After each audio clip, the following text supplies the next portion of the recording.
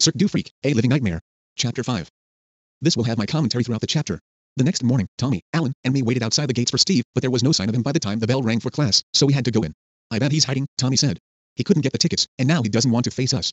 Steve's not like that, I said. I hope he brings the flyer back, Alan said. Even if we can't go, I'd like to have the flyer. I'd stick it up over my bed end. You couldn't stick it up, stupid. Tommy laughed. Why not? Alan asked. Because Tony would see it, I told him. Oh yeah, Alan said glumly. I was miserable in class. We had geography first, and every time Mrs. Quinn asked me a question, I got it wrong. Normally geography is my best subject, because I know so much about it from when I used to collect stamps. I also never had a geography class in my life either. Had a late night, darn. She asked when I got my 5th question wrong. No, Mrs. Quinn, I lied. I think you did. She smiled. There are more bags under your eyes than in the local supermarket. Everybody laughed at that. Mrs. Quinn didn't crack jokes very often, and I did, too, even though I was the butt of the joke. The morning dragged, the way it does, when you feel let down or disappointed. I spent the time imagining the freak show. I made believe I was one of the freaks, and the owner of the circus was a nasty guy who whipped everybody, even when they got stuff right. All the freaks hated him, but he was so big and mean, nobody said anything. Until one day he whipped me once too often, and I turned into a wolf and bit his head off. Everybody cheered and I was made the new owner. It was a pretty good daydream. Nope, actual beheadings look pretty gross and are really sad. ISIS did that to people when they were fighting in Iraq and Syria. They posted the videos on social media, where everyone could see them. Darren would have gone to prison instead. He should have thought that he could have sued the owner and won millions of dollars. Then, a few minutes before lunch, the door opened and guess who walked in? Steve. His mother was behind him and she said something to Mrs. Quinn, who nodded and smiled. Then Mrs. Leonard left, and Steve strolled over to his seat and sat down. Where were you? I asked in a furious whisper. At the dentist's, he said. I forgot to tell you I was going. What about? That's enough, Darren, Mrs. Quinn said. I shut up instantly. At recess, Tommy, Alan, and I almost smothered Steve.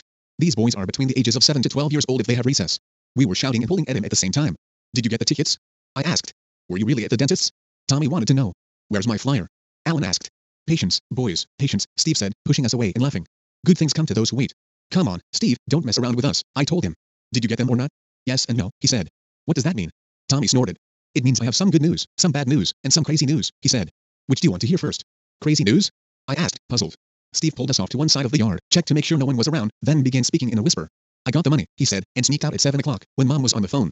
I hurried across town to the ticket booth, but do you know who was there when I arrived? Who? We asked. Mr. Dalton. He said. He was there with a couple of policemen. They were dragging a small guy out of the booth. It was only a small shed, really, when suddenly there was this huge bang and a big cloud of smoke covered them all. When it cleared, the small guy had disappeared. Mr. Dalton wouldn't have been there.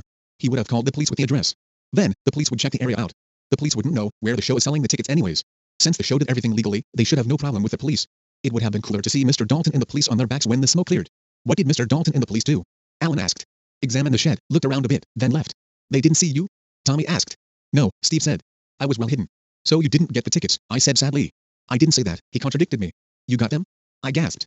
I turned to leave, he said, and found the small guy behind me. He was tiny, and dressed in a long cloak that covered him from head to toe. He spotted the flyer in my hand, took it, and held out the tickets. I handed over the money and a guy wouldn't disappear in smoke and reappear right behind him. I think that Steve is lying to us. You got them. We roared with delight. Yes, he beamed. Then his face fell. But there was a catch. I told you there was bad news, remember? What is it? I asked, thinking he'd lost them. He only sold me 2, Steve said. I had the money for 4, but he wouldn't take it.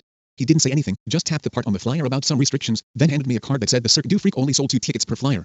I offered him extra money. I had almost $100 total, but he wouldn't accept it. No business would refuse to take money. They would sell for tickets. Plus, the kids would see the restrictions on the flyer, because they were studying it intently. Steve is lying and hiding something from his friends. He only sold you 2 tickets? Tommy asked, dismayed.